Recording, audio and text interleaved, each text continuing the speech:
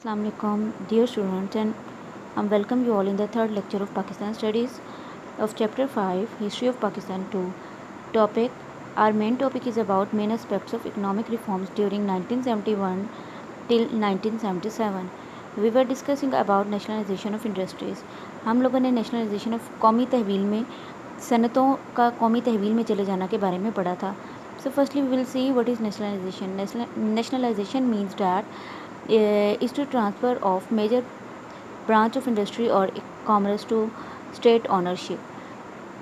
So let's take an example. If someone is on personal business and that business is accumulated by the government at that time, so it means that is nationalisation. अगर कोई private business चला रहा है और वो business government purchase कर लेती है तो इसको नेशनलाइजेशन कहते हैं. इस तरह से जुल्फ़िकार अली भुट्टो ने जब इक़्तिदार संभाला तो उसने कुछ काम किए, कुछ रिफॉर्म्स की, कुछ तब्दीलियाँ की कौम में, पाकिस्तान में, ताकि पाकिस्तान को बेहतर बनाया जा सके, तरक्की की तरफ लाया जा सके. पाकिस्तान में जो 22 ख़ानदानों का कैपिटलिस्टिक सिस्टम चल रहा था, कैपिटलिस्टिक निज़ाम जो चल रहा था, उसको ख़त्म किया जा सके. तो उस हवाले से उसने कुछ तब्दीलियाँ की थी. Last lecture we discuss about nationalisation of industries. So today we will discuss about nationalisation of banks and insurance companies, labour reforms and agricultural reforms. आज हम इनके बारे में पढ़ेंगे. So let's proceed toward lecture. Nationalisation of banks and insurance companies. हमने बैंकों और बीमा कंपनियों को कौमी तहवील में लेना, ये पढ़ने लगे हैं. So the big capitalist families had their own banks and insurance companies which were encouraging the capitalist system. The government was not gaining any considerable profit from these units. For the economic stability of the country, all insurance companies were nationalized and merged under the control of State Life Corporation on 19 मार्च 1972 को बहुत सी बैंकों और बीमा कंपनियों को government ने अपने तहवील में ले लिया. बड़े बड़े सरमायादार ख़ानदानों ने अपने निजी बैंकों और बीमा कंपनियों को कुछ कंपनियां बना रखी थी, जिससे सरमायादाराना निज़ाम को बहुत फ़ायदा हो रहा था और गवर्नमेंट या हुकूमत या लोगों को कोई फ़ायदा नहीं था. तो हुकूमत ने 19 मार्च 1972 को तमाम लाइफ इंश्योरेंस कंपनियां कौमी मलकियत में ले ली और उन्हें स्टेट लाइफ इंश्योरेंस के तहत इकट्ठा कर दिया. इस तरह से all the scheduled bank were also taken over by the government of Pakistan on the 1st January 1974. Nationalization of banks and insurance companies proved very profitable for the economic stability and the prosperity of people of Pakistan. So the profit gain was spent for the betterment of the public. इस तरह से government जो भी फ़ायदा उठा रही थी, government को जो भी प्रॉफिट हुआ वो लोगों के फ़ायदे के लिए इस्तेमाल किया गया. 1 जनवरी 1974 को पाकिस्तान के तमाम स्केड्यूल्ड बैंक कौमी तहवील में ले लिए गए. उनसे बैंक मुलाजमीन के हालात भी बेहतर हुए.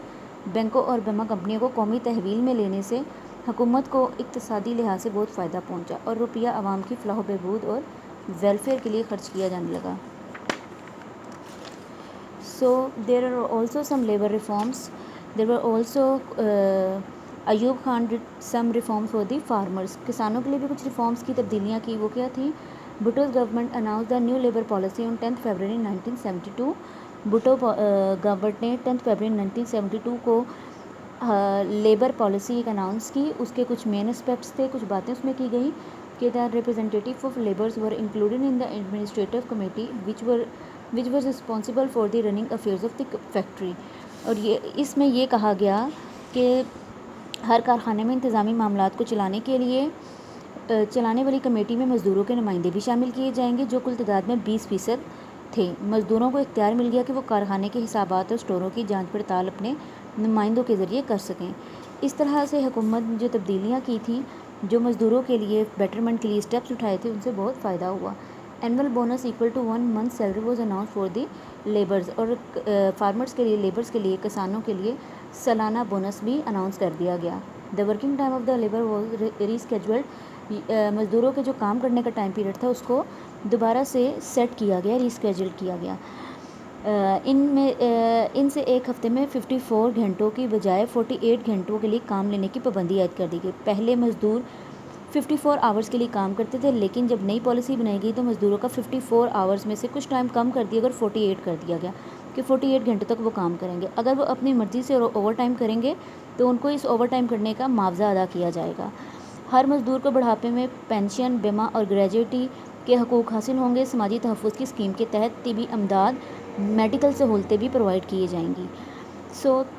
ہر مزدور کو رہائش، مکان اور تعلیم کی سہولت بھی دی جائے گی. اس طرح سے اور بھی بہت سی ریفارمز کی گئیں. اب mill owners were bound to give solid reason before termination of labour for job security purpose so that unfair termination could be avoided. مزدوروں کو ملازمت کا تحفظ دینے کے لیے مالکان پر یہ پابندی عائد کر دی گئی کہ وہ مزدوروں کو برطرف کرتے وقت واضح طور پر اور ٹھوس وجوہات بیان کریں گے تاکہ ناجائز برطرفیوں کی روک تھام کی جا سکے. ان لیگلی کسی کو ٹرمینیٹ